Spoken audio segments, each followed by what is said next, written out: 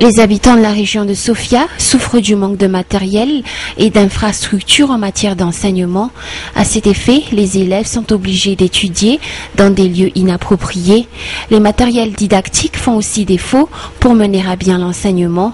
Pour pallier à ce problème, le projet Mada Woodlands, projet qui se focalise surtout dans la préservation des forêts et dans la civiculture respectant les normes requises, a érigé une école primaire composée de 3 salles de classe dans le Fukuntan d'Antsirasir.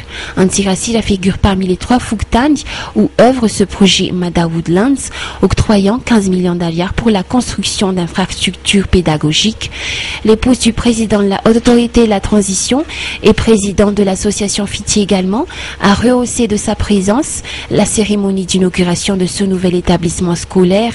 Dans son allocution, Mia Ali Radzuel a souligné l'importance de la contribution de tout un chacun dans l'éducation civique et citoyenne.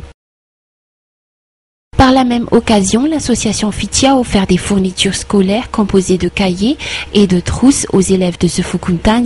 Elle a également octroyé des produits de première nécessité, entre autres du riz, de l'huile, du lait et du savon aux ménages issus de ce Fukuntan, rappelant que le PP d'Antsirasir dispose d'un seul enseignant qui s'occupe d'une 50aine d'élèves. Selon les informations qu'on a requises, cet établissement scolaire ne dispose que d'une seule classe élémentaire jusque-là.